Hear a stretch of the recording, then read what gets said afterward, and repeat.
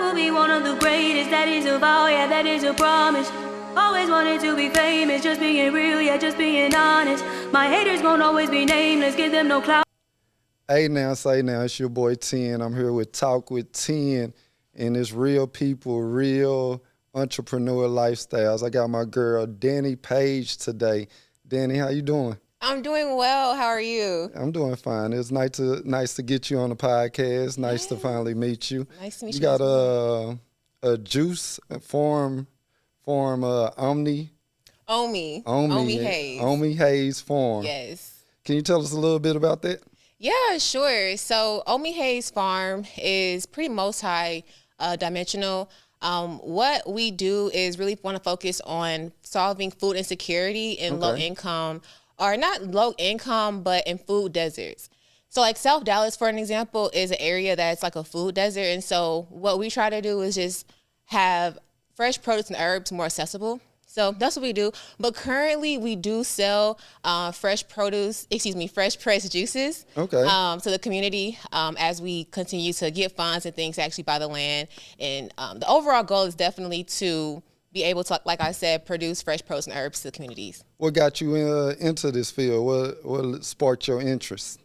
Yeah, so growing up, my grandfather was a farmer. Okay. So I was able to visit him when I was growing up as like a little girl, and I always would be on his hills out there in the field. So I'm a city girl, but I'm a country girl at heart. Like, I love getting my hands dirty. I love growing things from seed to harvest. So it never felt like a chore to you. It was always, Granddaddy, let me go help. Exactly, yeah. Do you have your own farm now? I do, actually. Where is it located? It's on my balcony. Okay.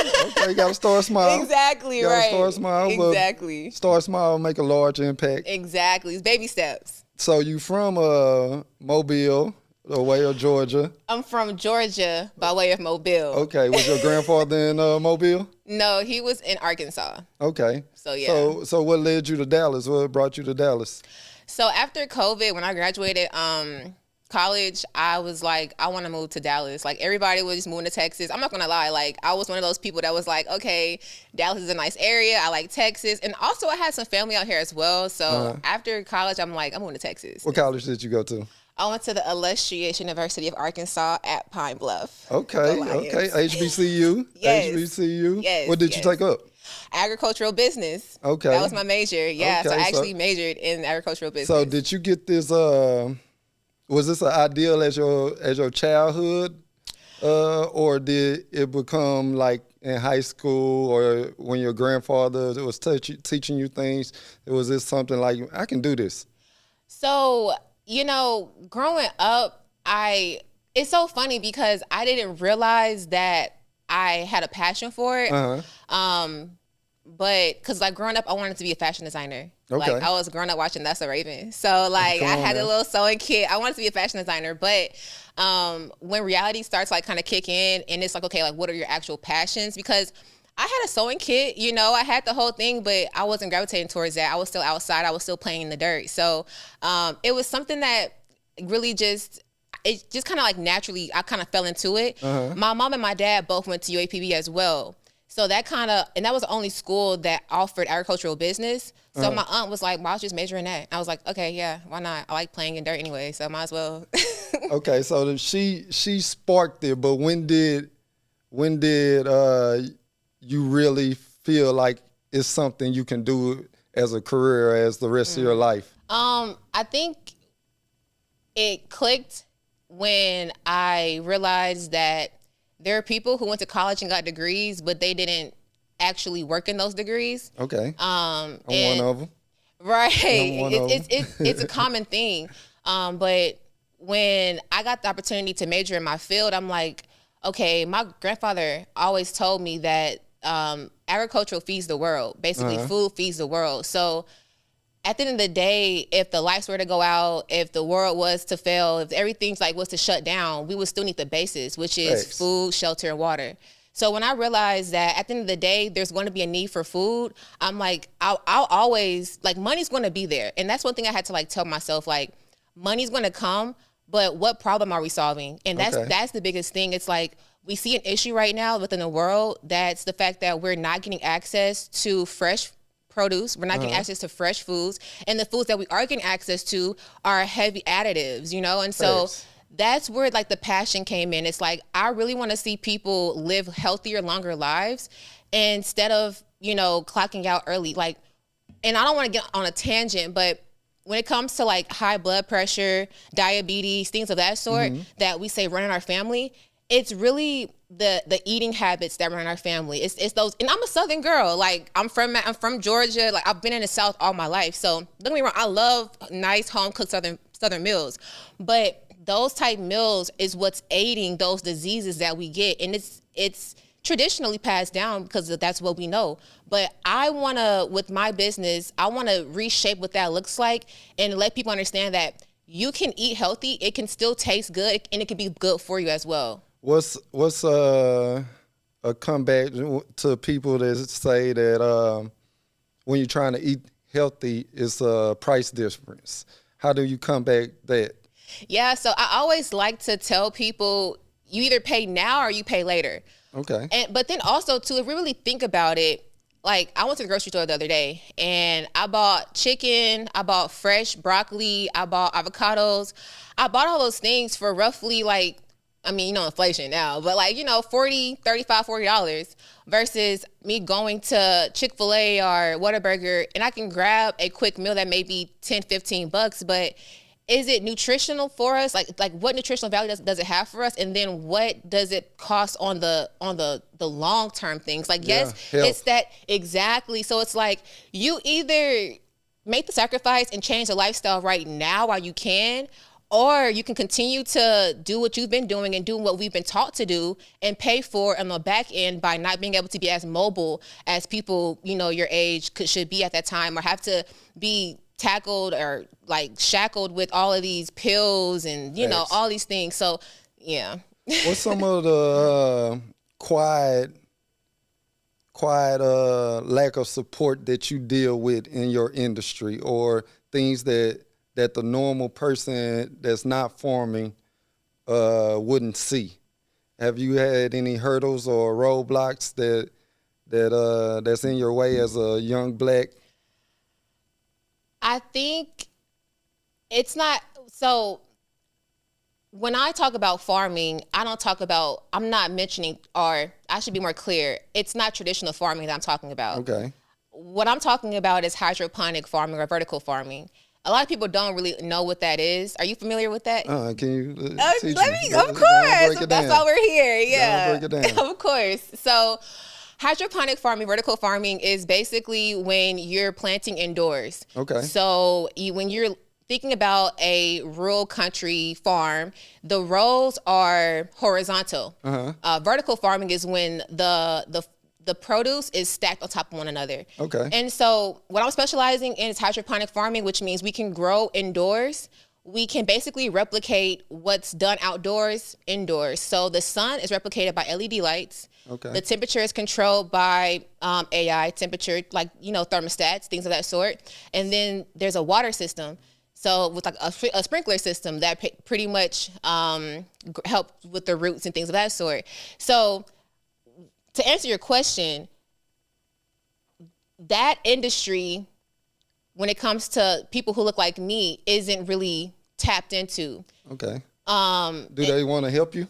I'm sorry. I would, you know, I can't say that they don't, because I know that there are resources out there, to where there could be so many great opportunities to come from what I have to offer and the awareness I'm trying to raise. So I wouldn't say that they don't. I think that it's scarce. Like, it's hard. It's a struggle finding resources that are available, like such grants and things of that sort. But I do think that it's out there. Okay. Yeah. Okay. With you being into juicing, let's tap back into juicing. How do you pick what juice that you're gonna make? It just depends on the day. If it's for myself. Because there are different types of combinations that you can make that target different types of areas in your body. So if I'm feeling kind of bloated, if my face or whatever, then okay, I know that I need to cut down on my sugar and my salt intake. So I'm going to go towards a cucumber lemon type of juice, where the cucumbers provide antioxidants that are fresh for you. The lemons also aid in bloating and things of that sort. Okay. So it just depends on like what I'm going for. So yeah. Do you get right now at this level you're not mass producing? So do you get in tune with your clients? Do you ask them these type of questions on how you feeling throughout the day, what you want to target? Yeah. So, well, really all of my sales are in person. Okay. And so I'm able to speak with the customers one-on-one and figure out what they're looking for. And then, if I have the solution on hand, here you go. How are you targeting your audience right now? Well, word of mouth, or they kind of just, so it's something that kind of like just sells itself in a sense. I attend pop-ups. The pop-up that I attend is at True Fusion. So every second Saturday at True Fusion, they have what's called Saturslays. And that's basically where different vendors can come and, vend things of that sort. You have some esthetician vendors that are there, some chiropractic vendors that are there. But True Fusion as itself, it's like a boutique where you can work out, you can do like Pilates, you can do boxing, cycling. So those type of people who are already health conscious are already there, and when they leave a class and they see me, it's like, oh, let me see what this is, and then it kind of sparks a conversation organically, and then that's how I'm able to build clientele that actually see the benefits from what I have to offer. Have you been to Run It Up Dallas? Yes, of course. You a part of that? I am. I'm not as active as I should be, but I do go out there when I can. Okay. Yeah. Okay. Is it do working out and juicing go hand in hand, you feel like? Yeah, I would say so. You big on your workouts? For sure, yeah. Because living a healthy lifestyle isn't just about working out. It's like the 80-20 rule. I'm not sure if you heard of that 80-20 rule when it comes to that. Yeah, so it's like it's 80% diet, 20% exercise. Because I can be in the gym all the time, but if I'm eating trash, that's not filling for me. Exactly. So it of course, yeah, it definitely goes hand in hand. Most of them people want them abs too, and that'd be me. I want them abs. It's really 80% of the diet. Exactly, and that's where the discipline comes in at. It's like you want the abs. We all want the abs, but it's like, can you push away from the table? And then two, like, I think with our culture, and this is like for myself as well. Like when I was growing up in my household, I had to finish my plate. Yeah. Whether you're hungry or not, you're finish the plate. Exactly. And so like that mentality kind of like, it was something that I brought with me into my adulthood. And so I had to realize, let me not, if I'm full, I'm full, and that's okay. Like, I can save it for later or whatever. But it's little things like that with our culture that I really think that we should bring awareness to and kind of switch those ideologies so we can have a better generation moving forward. Facts. What's the main thing you're growing at your horizontal garden? Right now? Okay, so right now I'm growing, of course, on my balcony, and I'm just growing in pots. So I'm growing different varieties of things. I'm growing cucumbers right now, basil, cilantro, beets, and peppers. Okay. Yeah. So is a future plan is to grow everything that you want in your juices instead of going to the grocery store? Because most of your juices come out the grocery store and you're not growing it, right? Right, yeah. Okay. Was it any roadblocks to even get in the industry, or it's pretty much like a nonprofit? You feel it in your heart, you want to do it, or do you gotta fill out any paperwork to get in the industry, or do you gotta? Well, so I'm not a nonprofit. Omi Hayes Farms is for profit. I said that because I got my own nonprofit, and I tell people just start. Just start. Exactly. Whether it's nonprofit or for profit, if you are passionate about something, just start for sure. I think when it comes to me, this is more of like a legacy thing that's more so like in me. Like I literally had no, like, if you would have asked me when I was a little girl, I thought I was going to be a farmer or, be really hands-on with my hands and produce and herbs, I would be like, no, I'm a fashion designer. Like, I like shopping. I like this. I like that. Like, no. But because it's so passionate for me, I really didn't see many roadblocks. I think the issue is knowledge. I think people don't know what to do. Like, people want to do the things. It's just they don't know what to do. But me, YouTube University. Can you give us a quick step on how to start a balcony garden or a horizontal garden? Yeah. So I think it's easier for everybody just to start off with just traditional farming, like just traditional soil, dirt, and water. Well, soil is, I say dirt, but it's soil. Yeah, so soil, seeds, and water, and sun. So I would just say go to Target, go to Lowe's, get you a pot with holes, because we need the drainage. When we water, we want to make sure that the roots don't rot. So we need proper drainage with our pots. But yeah, get you a nice sturdy pot, get you some soil with fertilizer in it, get you some seeds, and literally mix it up. And go about it. Go about it, but don't forget about it. Like water it every day. You gotta take care of it. It's a living thing. It's like your pet. You think it's exactly. You think it's not gonna take your time, but it take a little bit of time. Exactly. It take a little bit of time. Exactly. What's your favorite thing to grow? My favorite thing to grow is cucumbers. I love cucumbers because they're just like, you can do so many things with cucumbers. You can make pickles. You can I was gonna say you love pickles too. Yeah. Cucumber salad. You juice with cucumbers. Cucumber water. Okay. So what's some of your rituals to keep you grounded when you overwhelmed with it? What gets you back centered and believing in yourself besides God? Right, yeah. So like I think about my ancestors and the fact that if they had the opportunity, like if they had what I have right now, like, and I think about if I'm not fulfilling my purpose or fulfilling the resources that I have right now, I'm doing a dishonor to them. That's what really like reels me back in. I have some days where I'm just like, woe is me. This is so hard. And I'm just like, wait, I have air conditioning. I didn't have to, like, I was never a slave. Like I was never, like I have literally everything at my fingertips. And if my grandparents had what I had, if my great-grandparents had what like they would seize the day. So I think that's what keeps me grounded. Like, this is bigger than me. This is literally them. The Omi Hayes Farms is literally my great-grandmother's middle name, Naomi. Okay. And then my grandfather's middle name, Hayes. My grandfather was a farmer. Okay. So Omi Hayes is literally like named after them in homage to them. And it all comes together, but that keeps me grounded. Motivated. Come on now. Yeah. Was your grandfather the only farmer? You skipped over your parents? It skipped over yeah, for sure. So my grandfather is my mom's dad. Okay. My mom didn't want anything to do with none of that because she grew up on the farm. Like she had to, like that was her chores. Like going out, picking cotton, tending to the hogs and all that stuff. Yeah, she didn't like it. You come from a big family? Yeah, I guess you could say that. Mom and dad's side, yeah. Okay. Yeah.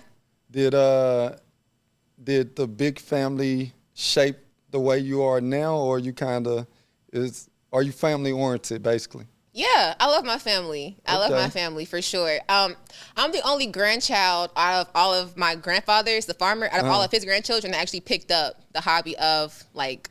He probably leave you the farm if he haven't passed. He did transition. The will doesn't have me in it, but it has my mom. It has his immediate kids in it, which is an extension of me in a sense. But yeah, he left us some land though. He did. Off topic a little bit. You talking about your ancestors? So you thought the movie Sinner was a great movie? I liked Sinner. You liked Sinner? I did. Did you not like it? It was a 4 out of 10. It could have gave me more. What were you looking for? I feel like the whole movie could have been wrapped up in 30 minutes. And don't get me wrong, all the woke people, I try to be woke sometimes, but it had everything you were looking for, like the ancestors, the dances, the hidden secrets. But as far as a movie, I feel like we glorified something that came up a little too short. It could have had a plot twist in it towards the end, even though it did. He let his brother live and it came back at the end. I just feel like it could have been a little bit longer and a little bit drawn out to give it a little bit more spark. I know, I totally agree. I wouldn't say that it was like the best movie ever. But it was for our culture, so I get. And it's not even really like just that. I'm saying it was a great movie just based off like the acting. I like how Michael B was able to portray 2 different characters and embody that the way he did. I do agree with you. There are some things that I'm like, okay, question mark, like the Indians. What happened to the Indians? Like, what happened to certain things? No, I totally agree with that. They could have brought every character that was at the party. They could have had a flashback of how they got to the party. Even though even the Indians, that's true. Even the Indians was left out. Like his Asian lady could have went back and got the Indians, and they could have came and fought too. I just feel like it could have been way better. Yeah. And we gave it a 10 out of 10 without critiquing the actual movie. Well, and you know what? Just on the director's standpoint, I mean, he's a black director. Like I get it. But I just want, like, he's a black director. Like, we gotta cheer for ourselves. We have to support our black directors. We have to, because I think he's even like owning all of like his like the funds that he got from the movie. I think he owns all of that, which is a win for him. So regardless of if the storyline, I mean, I totally understand it, but I think the bigger picture is like it's a win for culture, you know. And I mean, he's definitely making a name for himself. I don't know. There may be a sequel. Hopefully. Hey now, I heard about it was going to be a sequel. I couldn't find the meme that I seen it on, but I heard it was going to be a sequel. Get back to the farm. I'm sorry. Yeah, no, you also have other ventures too. Can you tell us about them? Other ventures, endeavors, like you said, you wanted to own some land, but that is agriculture. Yeah. It all ties back into farming in the juicing. Yeah. But when we first sat down, you said you have other avenues that you wanted to talk about? Well, yeah, it's really all just like geared towards Omi Hayes. When I say it's like multifaceted, I'm really huge in like the community as well. So like when I was growing up, my mom really instilled in me like the community aspect of giving back and the whole ordeal. Even my grandmother, Omi, like Naomi, she also was really heavy into grassroots activism when she's in Memphis and things of that sort. But yeah, so I like to just give back to the community. What do you do now to give back to the community? Yeah, so on, I think it's every third or fourth Sunday, there is like a food setup that is down here downtown where we just like stand in line and like give like food to the homeless, like clothes. You know what's nonprofit that's called? I'm not quite sure. No, it's food. I really can't think of it off the top of my head. Okay. But I know a lady by the name of Dina. She's really big into it. She actually put me on. I was driving one day and she put me on. Do you ever plan on moving back home and giving back? Because I know your heart is at home, but your heart is also where you lay your head. Yeah, no, this is home. Okay. Yeah, no, this is definitely home. All my family is here. Like, yes, I was born in Atlanta, but I moved around so much. Like I said, I was, grew up in Mobile as well, moved to Arkansas. So, like, I've been around so much, but all of my family actually live in Texas now, like my mother and my brother and stuff. So, This is home. How many brothers and sisters you got? I have 3 older brothers, and I'm the only girl and the youngest. Okay, so it's 4 of y'all. It's 4 of us. It's 4 of y'all. What would you tell the younger you if you could look in the mirror and tell that young lady something about? What would I tell younger Danielle? What pointers would you give her? I would just like tell my younger self, like, you've always had this, you've always had this in you, it's like a natural thing. Like, you don't have to look outward for anything. You don't have to look outward for anything, literally. Like, everything that you need, that you're searching for, is within you. Literally. It sounds kind of corny, but it's really kind of real if you think about it. Like, believe in yourself. Exactly. I tell myself that every day. Be delusional about what you want. Yeah. Because it's not going to come if you don't believe it. Exactly. You got to believe it. 100%. So with that being said, what's some of the future endeavors you got coming up? So we're launching the website for Omi Hayes real soon. I'm also looking for capital. Like I'm saying, I'm looking for grants and things of that sort to actively look for some land out here in South Dallas and set up shop there. But yeah, I mean, just my thing right now is just learning more, creating more connections like this, organically, getting the name out there, just raising more awareness.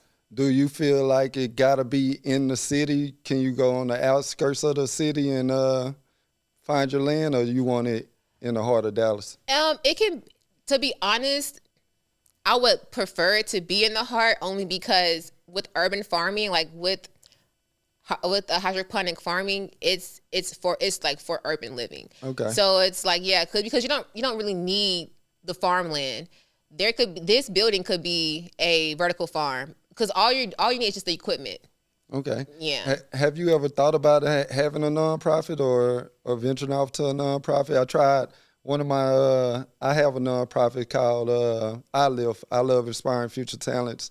And one of the segments or sections we had was trying to start a community garden for elementary school. Oh, I love that. Yeah. Yeah, it'd probably be something that you could tap into. Yeah. And it's funny that you said that, because I feel like a nonprofit is definitely one of the things I'm also want to like venture into, for sure. I don't know when, but yeah, community. That's what I'm saying. You know, stuff like that is really what fuels me, because it's like we have to continue to educate people, educate the kids. But like we said in the beginning of the podcast, just start. You going every Thursday instead of you going as Dani Page. You can go as your nonprofit. Just collab with them, and Exactly. I already have the resume under your belt instead of. When did you start? I've been doing this. For sure. I've been feeding homeless for the last 4 years instead of I started last month. Exactly. So it's just something to think about. Yeah. And they done shortened the application up too. It's just $300. Then most nonprofits don't make over $50,000. So it's just $50 to keep it going every year. So just when you applying for your grants, it could be something that's you have in your arsenal when they looking for nonprofit instead of for-profit. You can sign up with the nonprofit and also keep your for-profit. Yeah. And when you collabing with other people, it's collabing as your nonprofit instead of Dani Page. Yeah. Just a little insight that I done learned. Okay, cool. A little food for thought. Yeah, because I've been having my nonprofit for nine years now. Oh, cool. Probably 8. Probably 8. Then another golden nugget, when you have your nonprofit for 10 years, I don't know how many student loans you got. I got a lot, like 140. Oof. Too damn much. That's a lot. That's a lot. Yeah. That's a lot. After the 10 years, I heard, I don't know how true it is. Let me know if it's true, somebody in the comments. After 10 years, they forgive your student loans. So, yeah. For having a nonprofit? Yeah, for having a nonprofit. Okay, look into that. Got to look into it. Got to look into it. Yeah, for sure. They do it with teachers too, but you don't want to be no teacher. No, I don't. But I used to sub. Okay. I love the kids, but you know. You got to get it how you live. Yeah. It's a hustling mentality. That's why I feel like everybody is an entrepreneur, because we all got to maintain this life of ours. And this life of ours is entrepreneur. Is even down to the waking up every day. I feel like you got to plan your day. The older you get, the more you see that. Unless you just don't give a fuck, or unless you just gifted with the God ability to do whatever you want.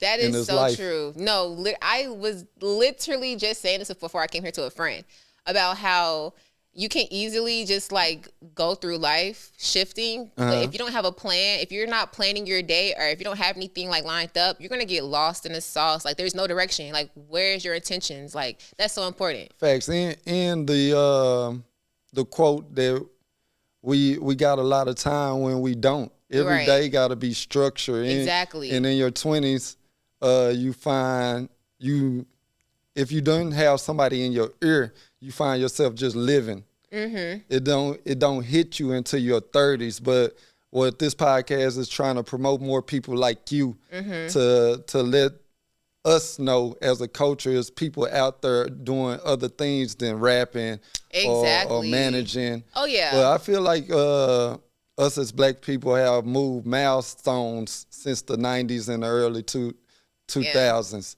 of what we seeing and what we got our knowledge on and got our third eye on too, because it's so pivotal to have your third eye woke. But everybody not knowledgeable, like you said, is big on knowledge.